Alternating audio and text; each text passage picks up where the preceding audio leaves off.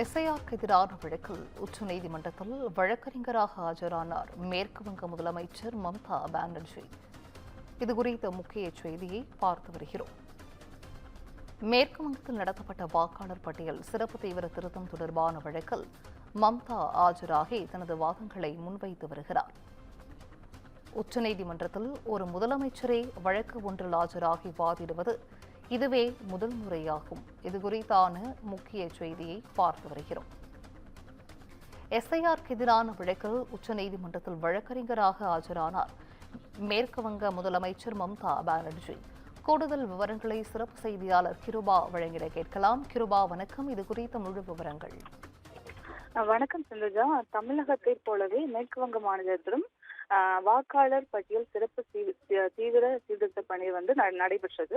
இதற்கு மாநில முதலமைச்சரான மம்தா பானர்ஜி கடுமையான எதிர்ப்புகளை பதிவு செய்திருந்தார். இந்த பணியை நிறுத்த வேண்டும் அவரும் தொடர்ந்து வலியுறுத்தி வந்தார். ஆனால் தொடர்ந்து பணி நடந்ததோடு வரைவு வாக்காளர் பட்டியலும் வெளியிடப்பட்டது.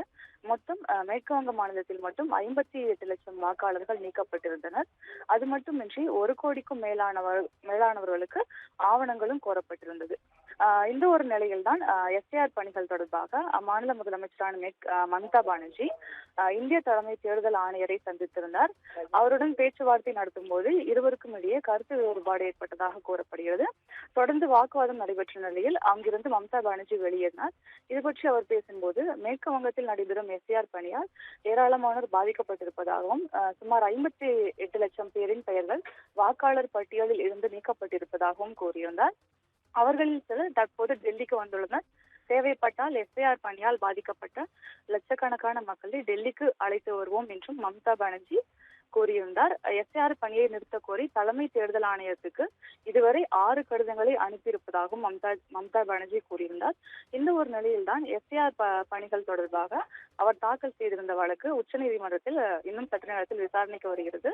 தலைமை நீதிபதி சூரியகாந்த், நீதிபதிகள் ஜோய் மால்யா பக்சி, விபுல் பான்சோலி அமர்வில் இந்த வழக்கு பட்டியலிடப்பட்டிருக்கிறது. இந்த வழக்கில் இன்று மம்தா பானர்ஜி ஆஜராகி வாதிட்டிருக்கிறார். அதன்படி மம்தா பானர்ஜிக்கு அனுமதியும் வழங்கப்பட்டிருக்கிறது. இதனைத் தொடர்ந்து நீதிமன்ற வளாகத்தில் அவர் வருகை புரிந்திருக்கிறார். தொடர்ந்து இந்த வழக்கு தொடர்பாக அவர் வாதாடுவார் என எதிர்பார்க்கப்படுகிறது. அதே போல இந்த வழக்கின் பின்னணி நன்கு தெரியும் என்பதால் தனிப்பட்ட முறையில் தனது மனு தொடர்பான வழக்கில் வாதாட விருப்பம் தெரிவித்திருந்தார்.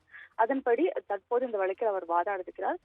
மம்தா பானர்ஜி எடுத்துக்கொண்டால் அவர் அடிப்படையில் ஒரு வழக்கறிஞர். கொல்கத்தாவில் உள்ள யோகேஷ் சந்திர சௌத்ரி சட்டக்கல்லூரியில் சட்டம் பயின்றார். பிறகு வழக்கறிஞராக பயிற்சியை முடித்தார். அதன் பிறகுதான் அவர் அரசியலுக்குள் நுழைந்தார். தொடர்ந்து தற்போது மேற்கு வங்க முதலமைச்சராக இருக்கிறார்.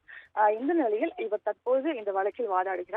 அது மட்டும் இல்லாமல் முதலமைச்சராக உள்ள ஒரு நபர் உச்சநீதிமன்றத்தில் ஒரு வழக்கு ஒன்றுக்காக வாதாடுவது இதுவே வரலாற்றில் முதல் முறை என்று கூறப்படுகிறது. நன்றி கிருபா, விவரங்களை வழங்கியமைக்கு நன்றி.